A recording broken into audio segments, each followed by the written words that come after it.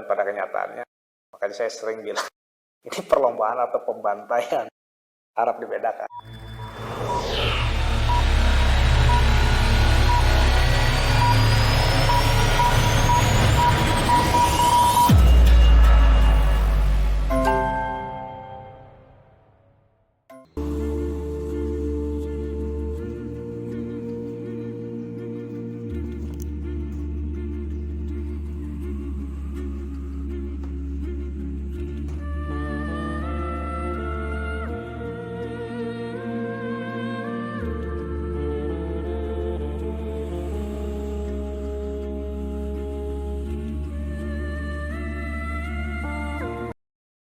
Jadi burung short, middle, long di post, saya pikir buat pengalaman saya sama burungnya. Hanya perawatan pelatihannya, itu yang berbeda. Nah, untuk pengen juara di short, middle, dan long dalam tahun yang sama dengan kompetisi seketat ini, mustahil, susah lah. Jadi kita persiapkan dari awal, ini mau main di short, ini mau main di long tahun ini. Tapi kalau tahun depan, nah itu beda lagi. Sekarang dia juara di short, tahun depan saya mau juarain mainin di long, bisa. Kita latih lagi dengan metode yang long. Cara pelatihannya, cara makanannya, cara love trainingnya, semua berbeda lah dibandingkan kebiasaannya dari yang short gitu.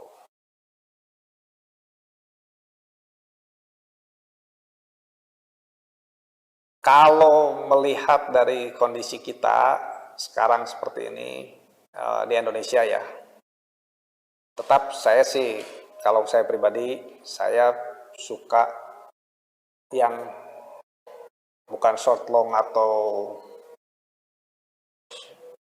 middle ya, tapi one day race.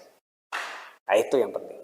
Kalau bagi saya itu, kalau kita lomba udah hari kedua, itu udah terlalu banyak faktornya ya. Jadi kalau kita mau serius main burung, kita piara mereka 1 tahun dari mulai lahir sampai dari telur sampai lomba, kita rawat, kita persiapkan, kita segala, dan untuk dilombakan di hari kedua, hari ketiga, aku pikir sih udah di atas batas kemampuan burung. Jadi kurang bijaksana lah ya. Korbannya banyak, buat burungnya juga emang yang pulangnya juga udah, persentase yang pulang udah sedikit. Bagi saya sih kurang bijaksana. Tapi kalau emang lombanya harus seperti itu ya, memang sekarang ya jadi saya juga ikut juga gitu. Cuma kalau secara ini tetap harus one day race, buat untuk burungnya juga one day race, dan untuk persentase kepulangannya jauh lebih banyak. Jadi burung itu kalau bisa bukan hilang, tapi harus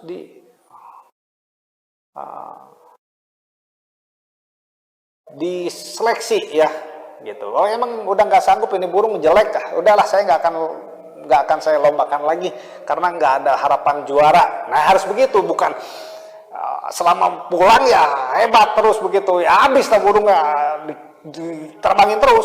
Burung-burung bagus malah dibuang-buang begitu, sayang juga sebetulnya gitu.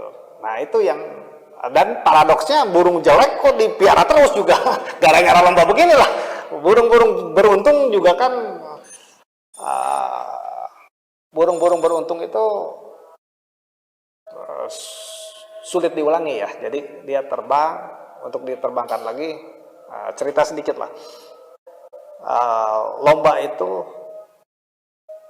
resiko predator juga banyak ya, alap atau elang atau apa. Nah, burung bisa pulang, pertahanan dirinya itu datang dari mana? Datang dari jumlah. Semakin banyak burung semakin besar kemungkinan dia selamat sampai kandang kita. Bukan gara-gara lebih cepat dari predator, tapi kalau kita ada burung ratusan, predator ada 5, predator ambil persentase predator dapat burung itu tinggi sekali. Secara statistik itu malah kalau burung-burung yang udah lomba yang udah kecapean, dia masih seger sama seger aja kenceng predator, apalagi ya, burung kita udah capek, predator baru terbang.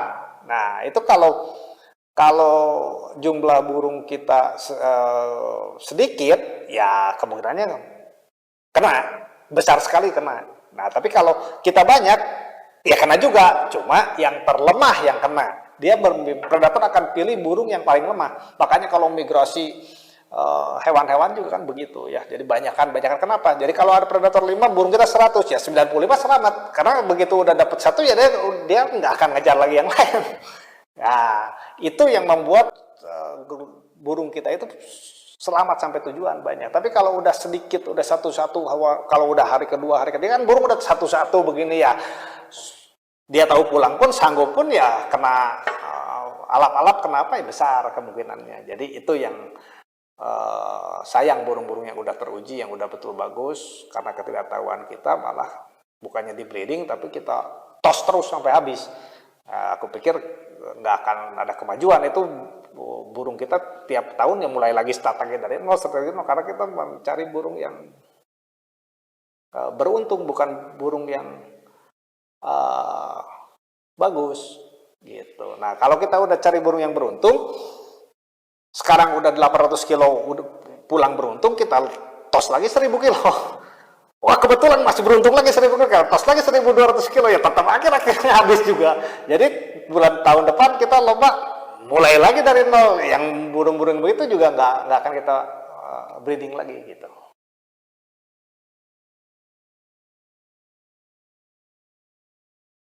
Paling susah bikin sort. Main burung semakin dekat, semakin sulit juara. Karena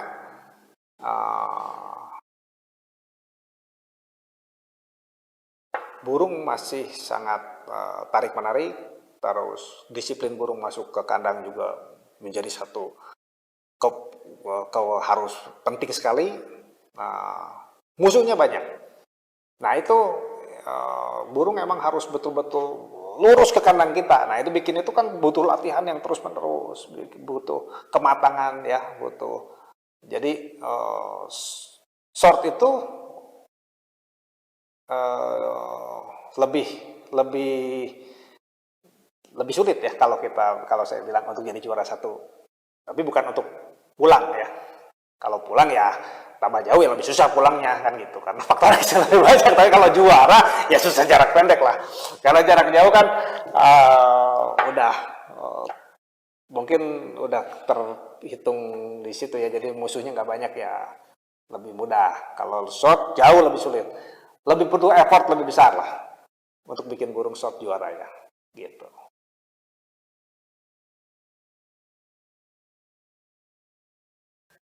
Ya itu yang dijadikan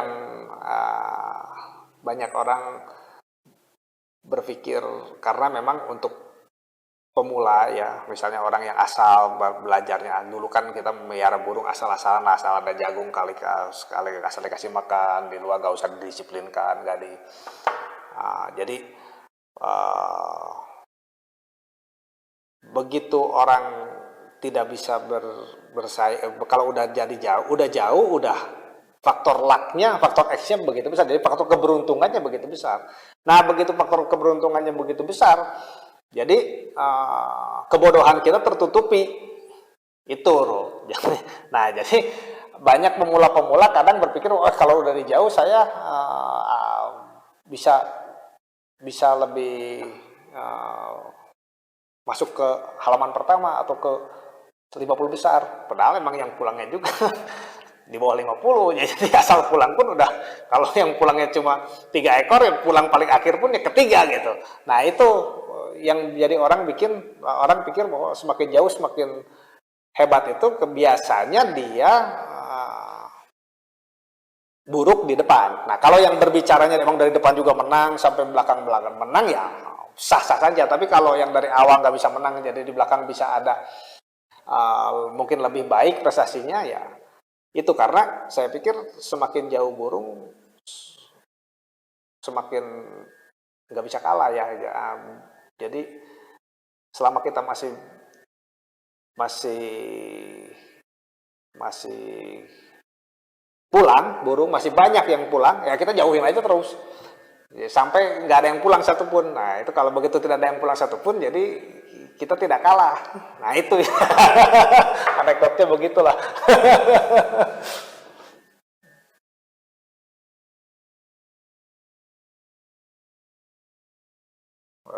Sering juara short, sering juga juara middle, sering juga juara long, dan sering juga juara ya yang disebut extra long atau extreme long lah ya. Kebetulan kalau di Bandung 2 kali terakhir terbang mana ya, Sumbawa. 2 tahun terakhir saya masih juara 1 di Sumbawa. Nah, jadi saya sudah merasakan semua kejuaraan, kadang nasional pun sudah. Yang paling sulit itu adalah juara short, bukan long yang orang banyak bilang, karena effort untuk membuat burung juara short itu jauh lebih besar, karena memang tantangannya pun lebih banyak, jauh lebih banyak gitu. Jadi tidak hanya cukup burung bagus untuk juara short, tapi harus dipersiapkan dengan matang benar-benar ya, dari bukan hanya dari fisiknya, tapi dari motivasinya, dari latihannya, itu udah harus matang sekali, sampai karakternya. Nah itu semua jadi faktor penting di short. Untuk long tidak diperlukan.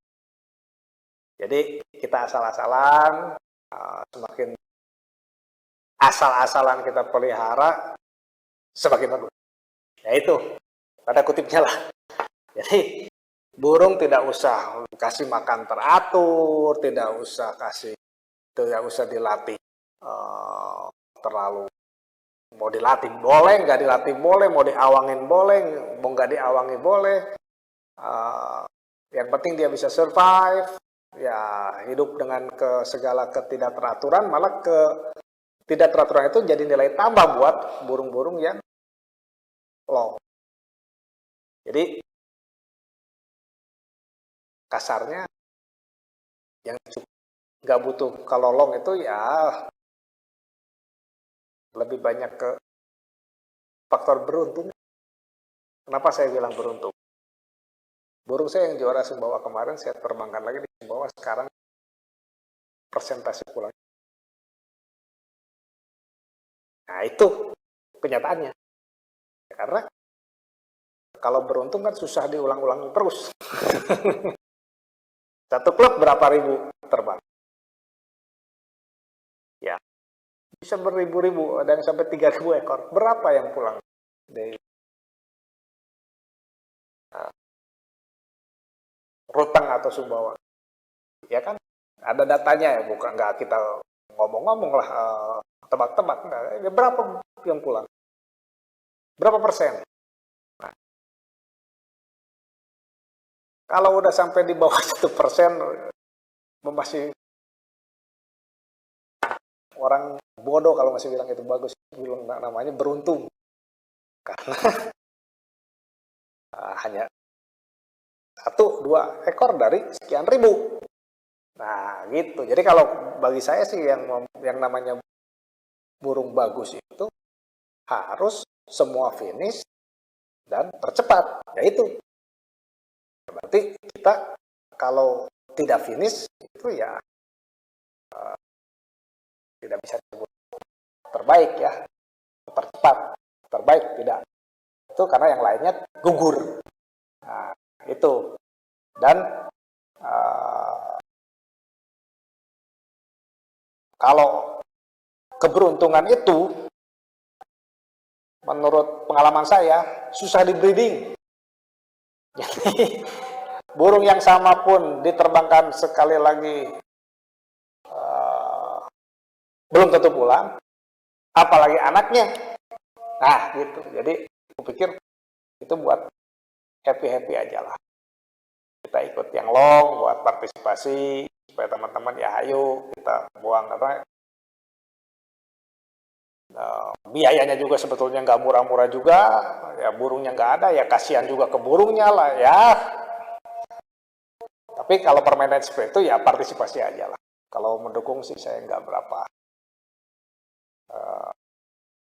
suka dengan itu ya, dengan yang long gitu, karena nggak ada tantangannya lah, jauh dengan yang short dengan window.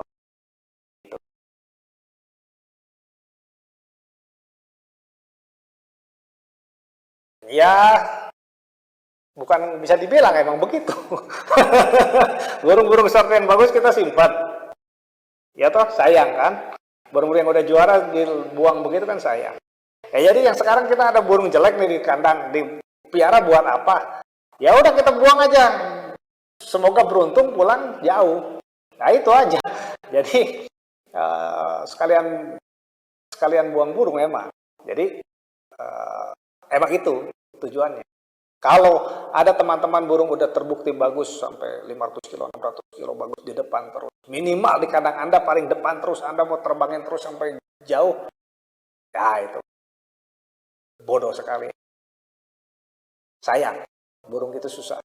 Sama kamu dibuang seenaknya. Ya, buat apa main burung? Kalau kita kan main burung kan mengumpulkan burung supaya setiap tahun kandang kita tambah banyak yang bagus. Burung itu breeding, bukan dibuang. Begitu. Kalau dibuang sampai jauh ya pasti ujung-ujungnya habis. Kalau masih pulang berarti kurang jauh, ruteng. Masih pulang, terbangin lagi. Pulau Komodo pulang terus sampai Papua terus. Pasti habis. Akhir-akhirnya ya itu ya itu pola pikir, salah pikir. Burung ada kebatasannya. Berapa persen yang bisa pulang? Kalau saya bilang race yang normal itu 80% peserta harus 60%, sorry. 60% peserta harus hari ya, masuk clock gitu. Nah, itu oke. Kalau udah di bawah itu harus introspeksi lah. Apakah mungkin kan faktor cuaca atau apa juga pengaruh, tapi kalau udah karena terlalu jauh ya udah dia melewati batas kemampuan burung, saya pikir kita tidak bijaksana melaksanakan lomba. Jadi yang long-long itu kalau kata saya juga tidak memikirkan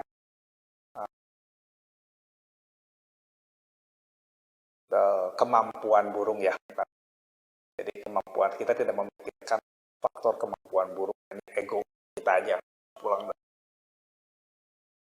bawah lah, 5 lah. Dan pada kenyataannya, makanya saya sering bilang ini perlombaan atau pembantaian, harap dibedakan.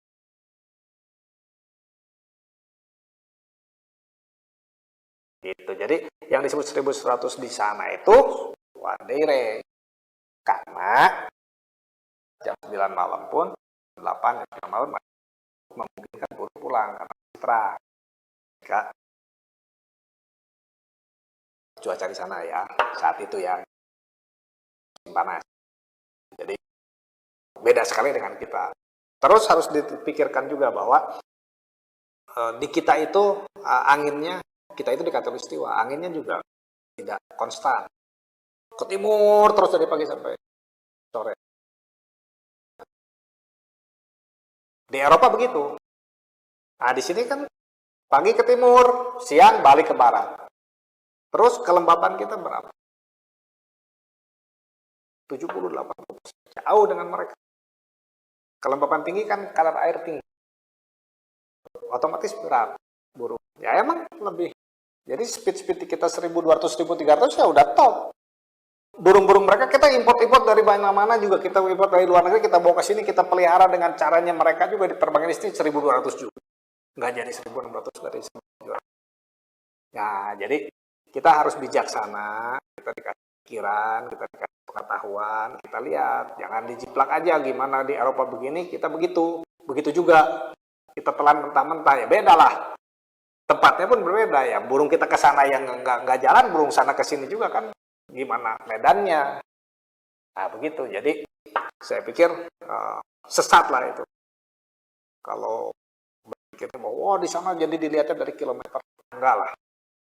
Jadi banyak faktor. Nah, kalau di Indonesia ya mungkin kalau sekarang 600 kilo, 650 lah ya, sampai 700 masih bisa lah kalau cuaca bagus ya.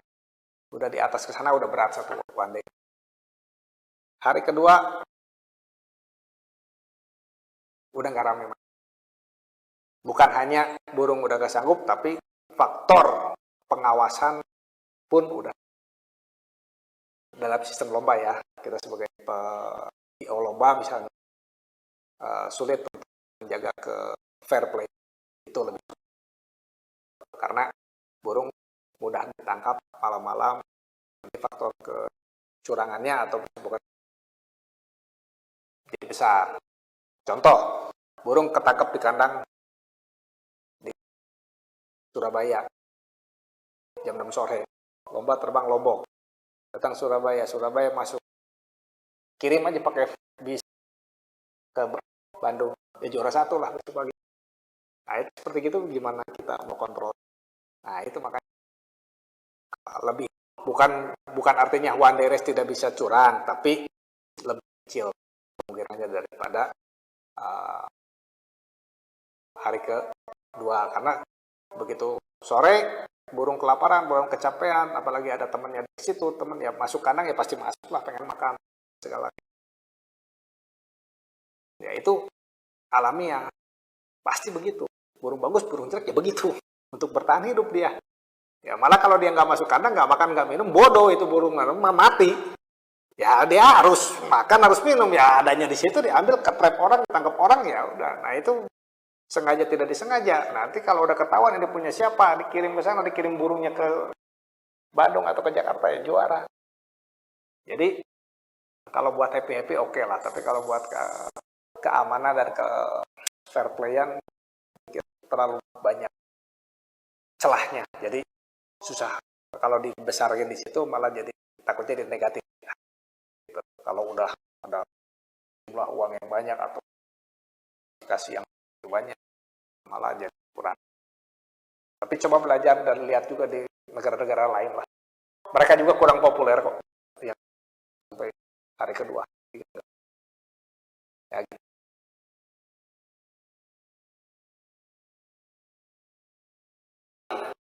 Satu hari. Mungkin bisa ada yang bilang sampai mungkin kedua hari. Tapi juaranya tetap satu hari. Toh sama aja jarak pendek pun ada yang hari kedua pulang kan.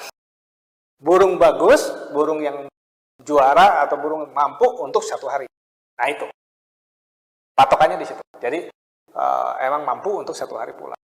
Tapi kalau di kita tidak mampu satu hari pulang, jadi harus hari kedua. Kadang ada yang sampai hari ketiga. Nah, pikir udah nggak relevan lah. Kasihan juga burungnya. Permainan juga nggak ramai.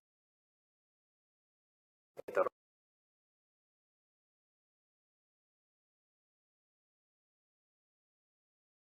Iya dong. Mungkin kalau ada yang sponsor atau apa ya mungkin. Tapi kalau secara logika juga, mau gimana bisa besar hadiahnya? Toh, yang lombanya nggak akan banyak. Memang mau dapat peserta berapa kita kalau mau nerbangin 1.200 kilo? Bisa ada 100 ekor, 200 ekor juga udah bagus.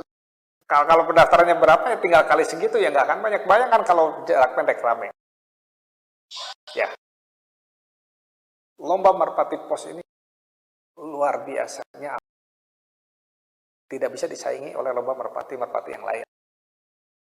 Nah, saya juga pernah main merpati kolong, dasar ya. berapapun jumlahnya peserta akan ada juara satunya.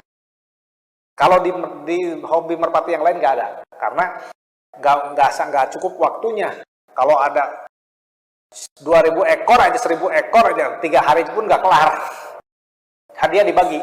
Kalau kita ada 100.000 ekor pun diterbangkan bersama-sama, ada juara satunya.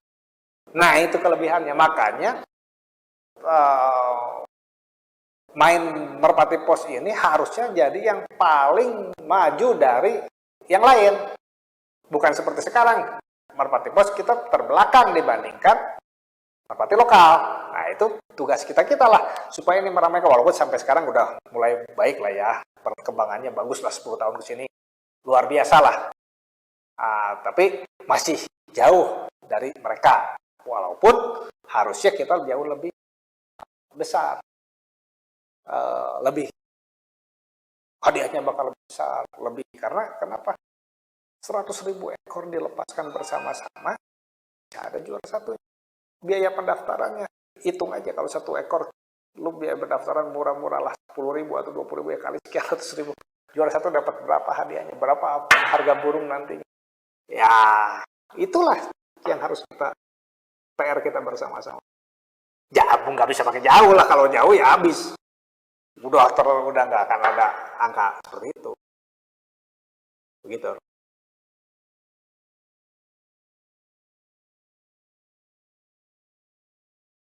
Nah, makanya kalau nanti jarak pendek udah bagus, misalnya udah populer, udah bisa, emang jarak pendek ingin baik itu ada PR-PR juga, kita harus mengajarin mereka untuk melatihnya lebih serius, ya, kandangnya benar, perawatan disiplin burung benar.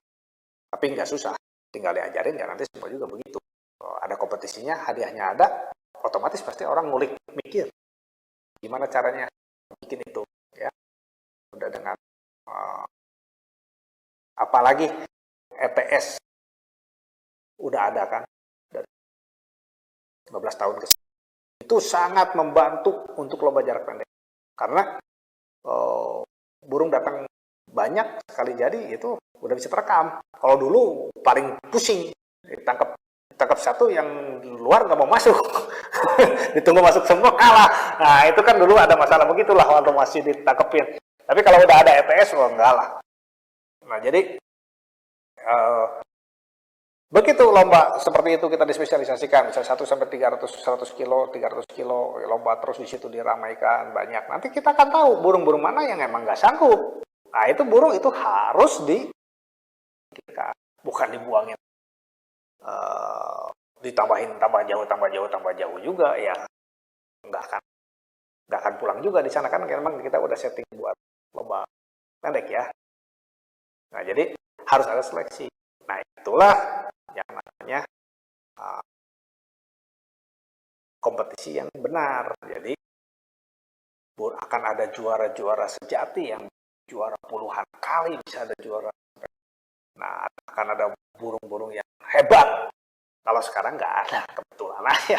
Ini sekitar tahun depan udah beda, udah nggak ada lagi burungnya, ya udah nggak ada karena jatuh. Rutenya begitu kan.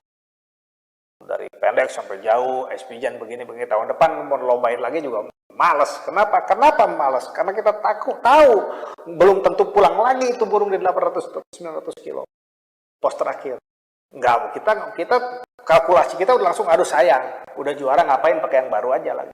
Tapi kalau itu lomba hanya 100 sampai 300 kilometer, burung sampai 5 tahun, 4 tahun, 5 tahun saya lomba terus. Nggak masalah, karena resikonya kecil, pasti pulang mikirnya. Kita punya kekuatan, karena kita tahu bahwa burung normal pun bisa pulang.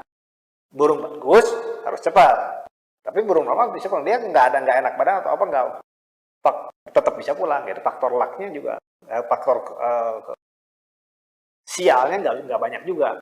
Jadi kita berani, ada burung-burung yang emang tahun ini juara, tahun depan juara, 3 tahun lagi juara, bisa dapat hadiah begitu banyak terus ya. Karena kalau sampai anggap sampai 300 kilo terus kita lombain gitu ya, seneng lah.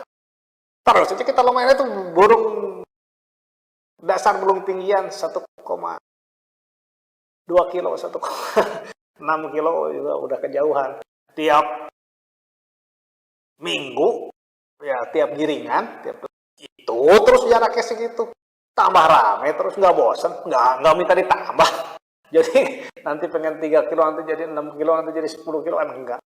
Tetap rame ya, kita yang bikin permainannya supaya seramai itu. Jadi nanti mungkin 100 kilo terus menerus tiap minggu ya happy. Masih banyak penggemarnya mungkin, apalagi merpati pos kan nggak usah giring ya. 3 hari sekali juga bisa. Ya, jelek-jeleknya kalau itu kan seminggu 3 kali juga bisa kalau saja 100 kilo. Wah, itu akan jadi ramai sekali kalau udah sampai ke sana. Cita-cita kita lah. Kita pemain-pemain burung supaya nggak kesel. Nunggu lomba. Makin sering lomba, happy ya.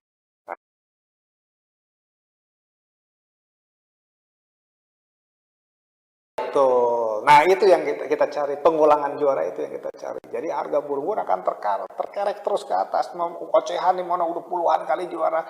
Burung kita juara satu kali, experience 1 kali, kalau ada paling 2-3 kali dalam beberapa pos. Udah kan tahun depan terbang lagi, sayang ngapain, resikonya terlalu besar. Itu gitu. Nah, harusnya enggak, jangan sampai bisa terus. Nanti lomba di mana klub, banyak klub ini melomba, ikut sini di mana ikut. Beranilah. Nah, kalah ya singkirkan. Nah, itu bukan kurang jauh. Nanti kalau jauh ini burung juara. Itu ngomongnya sama anak kecil lah. Nggak ada, kebanyakan menjadi jauhin, sini jelek ya dijauhin juga, hilang aja kebanyakan. Kenapa saya bilang kebanyakan? Karena saya bilang dari 3.000 yang pulang sampai ujung cuma 1-2 ekor. Ya, apalagi yang ya yang seperti itu, jadi presentasinya juga nggak ada. Jadi kecil itu hanya kebetulan. Nah, kenapa saya bisa berani bilang kebetulan itu ya karena presentasi ini disebut burung bagus, harus terus menerus persentase. Kalau 10 kali burung yang seperti itu emang jauhnya bagus, saya punya 10 burung jelek, saya terbangin di 1000 kilo, 10-10-nya pulang. Nah, itu oke. Kalau 10 yang seperti itu diterbangin ke sana nggak ada juga, atau satu aja 10% saya masih ragu lah. Berarti bukan itu, nggak ada. Bukan itu. Kalau udah jauh. Jadi dia harus harus di akhir lah. Kita kalau nggak membuang, mau gimana? Kandang kita terbatas. Ya. Begitu kita tidak ngeseleksi, otomatis kita nggak ngebreeding dong, gitu. Nah, itu nggak akan ada kemajuan. Yang jelek semua sampah kita pelihara. Kemungkinan yang bukan sampah di stop ya, nggak, tidak bagus, bukan itu.